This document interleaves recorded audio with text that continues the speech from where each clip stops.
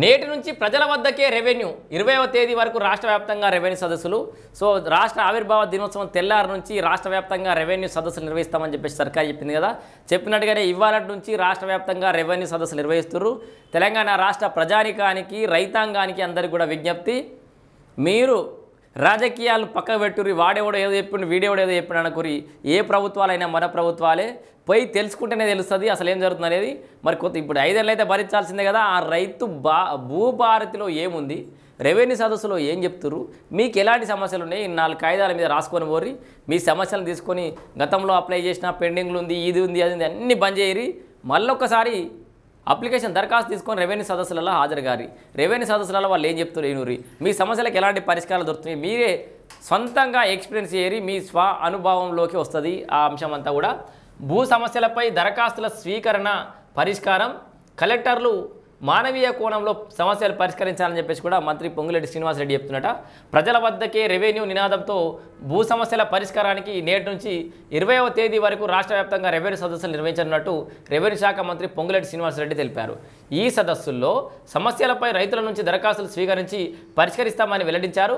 కలెక్టర్లు మానవీయ కోణంలో భూ సమస్యల పరిష్కరించాలని ఎప్పటికప్పుడు క్షేత్రస్థాయిలో పర్యటించి సమస్యలపై ప్రత్యేక దృష్టి సారించాలని కోరారు. సర్వే సెటిల్మెంట్ విభాగాన్ని బలోపేతం చేసేందుకు 2 నెలల్లో 6,000 మంది సర్వేలను నియమించినట్లయితే తెలిపారు. మొత్తంగా ఈ రెవెన్యూ సదస్సుకు సంబంధించిన ఒక అంశాన్ని అయితే పూర్తిగా చూద్దాం. మనం ఏం చెప్తున్నాం, ఇగో 6,000 మంది సర్వేలు అయితే రాబోతున్నారు. ఇప్పుడైతే ప్రస్తుతానికి 10,954 పోస్టులు ఉన్నప్పటికీ కూడా మన అర్హత సాధించిన వాళ్ళు అటు ఇటు లెక్క కలిపి ఒక 6,000 మంది అయితే వస్తారు. గత ప్రభుత్వ తప్పులను సరిచేస్తూ రెవెన్యూ వ్యవస్థను ప్రక్షాళన చేస్తున్నామని మంత్రి పొంగులేటి శ్రీనివాసరెడ్డి అన్నారు. భూ పరిపాలనను ప్రజల వద్దకే తీసుకువెళ్తున్నామని పేర్కొన్నారు. రాష్ట్ర వ్యాప్తంగా నేటి నుంచి 20వ తేదీ వరకు రెవెన్యూ సదస్సులు నిర్వహిస్తున్నట్లు వివరించారు. సోమవారం రెవెన్యూ సదస్సులపై అధికారులతో సమీక్షించారు. ఈ సందర్భంగా మంత్రి మాట్లాడుతూ గత ప్రభుత్వం తీసుకున్న అనాలోచిత నిర్ణయాల కారణంగా భూ సమస్యల్లో చిక్కుకున్నారని విమర్శించారు. ఇప్పుడు అన్ని గ్రామాలకు తహసీల్దార్లతో కూడిన బృందం వెళ్తుందని, భూ సమస్యలపై దరఖాస్తులు స్వీకరించి పరిష్కరిస్తుందన్నారు. సో కలెక్టర్లు మానవీయ కోణంలో ఆలోచించాలని, ఎప్పటికప్పుడు క్షేత్రస్థాయిలో పర్యటించి భూ సమస్యల పరిష్కారంపై ప్రత్యేక దృష్టి పెట్టాలని సూచించారు. సో పైలట్ విజయవంతం. సో పైలట్ ప్రాజెక్టు విజయవంతమైందట, అదేందో చూద్దాం. భూభారతి చట్టాన్ని తీసుకొచ్చాక మొదటగా 4 పైలట్ మండలాల్లో 72 రెవెన్యూ గ్రామాల్లో రెవెన్యూ సదస్సులు నిర్వహించగా 13,000కు పైగా దరఖాస్తులు వచ్చాయని మంత్రి తెలిపారు. 2వ విడతలో 28 మండలాల్లో 421 రెవెన్యూ గ్రామాల్లో నిర్వహించిన సదస్సుల్లో 42,000 దరఖాస్తులు వచ్చినాయట. మొత్తం వచ్చిన దరఖాస్తులను ఎప్పటికప్పుడు ఆన్లైన్లో నమోదు చేసి ఇప్పటివరకు 60% వరకు సమస్యలు పరిష్కరించినట్లు పేర్కొన్నారు. సో ఆ వచ్చిన దరఖాస్తులను ఆన్లైన్లో పెట్టేస్తారు. మీరు కూడా ఈ రెవెన్యూ సదస్సు మీ ఊర్లో అయితే మీరు అప్లికేషన్లు పెట్టుకోవాలి. అవి ఆన్లైన్ చేసుకుంటారు. ఫస్ట్ చేసుకుని ఒక్కొక్కటి సమస్యకు పరిష్కారం చూపెట్టుకుంటూ పోతారు. అధికంగా సాదా బైనామాలకు సంబంధించిన దరఖాస్తులు వచ్చాయని, ఈ అంశం కోర్టు పరిధిలో ఉందని త్వరలోనే పరిష్కారం చూపిస్తామన్నారు. ఒక్క సాదా బైనామాకు సంబంధించిన అంశం మాత్రం కోర్టు పరిధిలో ఉంది. స్టే వేకెట్ అయిన తర్వాత మాత్రమే దీనికి పరిష్కారం అనేది చూపెడతారు. సో అయినప్పటికీ మీరు మళ్ళీ కూడా అప్లై చేసుకోరు. ఆల్రెడీ మీరు అప్లై చేసింది ఆల్రెడీ ఆ 9 లక్షల పైచీలకు పెండింగ్ అప్లికేషన్లు అవుతున్నాయో కేసీఆర్ హయాంలో ఇచ్చినటువంటి వాటికి స్టే వేకెట్ కాగానే పరిష్కారం చూపెడతారు. వాటితో పాటు ఇప్పుడు కొత్తగా కూడా ఏమైనా అప్లికేషన్లు ఉంటే పెట్టుకోరు, తప్పేది లేదు. పోతే ఒక తెల్ల కాగితం అప్లికేషన్లు అయితే పెట్టుకోరు. జీపీఓలకు త్వరలో నియామక పత్రాలు కూడా ఇస్తారట. భూభారతి చట్టంలో భాగంగా గ్రామ పరిపాలన అధికారులకు జీపీఓకు అతి త్వరలో నియామక పత్రాలు అందజేసి మండలాల్లో నియమించనున్నట్లు మంత్రి ప్రకటించారు. 10,954 పోస్టుల భర్తీకి జీవో విడుదల చేయగా 5,000కు పైగా దరఖాస్తులు వచ్చాయని తెలిపారు.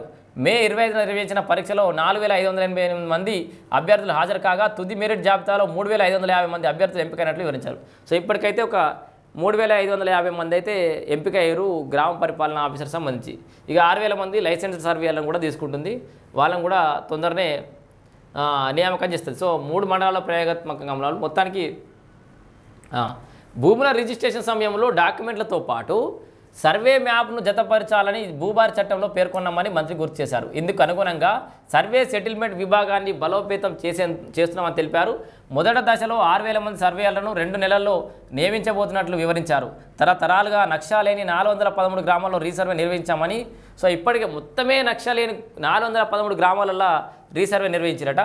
ఇప్పటికే 5 మండలాల్లో ప్రయోగాత్మకంగా సర్వే నిర్వహిస్తున్నామని తెలిపారు. అదేవిధంగా TTGRAC Telangana remote sensing application centre ద్వారా సర్వే రికార్డులను మ్యాప్లు డిజిటలైజేషన్కు శ్రీకారం చుట్టామన్నారు. ఇందుకు సంబంధించి 3 మండలాల్లో ప్రయోగాత్మకంగా అమలు చేస్తున్నామని అయితే వివరించారు. మొత్తంగా ఇయ్యాలటి నుంచి రెవెన్యూ సదస్సులు రాష్ట్ర వ్యాప్తంగా నిర్వహించబోతున్నారు. మీ ఊర్లో ఎప్పుడు నిర్వహిస్తారనేది మీకు తెలుస్తుంది. మీ మండలంలో డేట్లు అయితే బయటకు వస్తాయి. మీరు ఇప్పుడే ఆ కంగారు పడద్దు, ఆగం కావద్దు. ఆ లిస్ట్ ఇంకా నాకేం అందుబాటులో లేదు, నాకు వస్తే చెప్తా. సో మీ ఊర్లలో కానీ మండల కేంద్రాల్లో కానీ రెవెన్యూ సదస్సులు అయితే ఖచ్చితంగా హాజరు కాండి. మీకు ఏ సమస్యలు ఉన్నాయో అప్లికేషన్ పెట్టుకోరి. ఇప్పుడు గిన్నెలకు కూడా ఆగిన వాడెవడో వానికి ఇస్తే ఇవారు కూడా సమస్య పరిష్కారం కాలే, వీని గురించి చూద్దాం, ఏమైతే చూద్దాం, తెలిసిపోతుంది కదా. సో అప్లికేషన్లు అయితే పెట్టుకోరి రైతులకి. మరీ ముఖ్యంగా చెప్తున్నా, మిస్ చేయకోరి.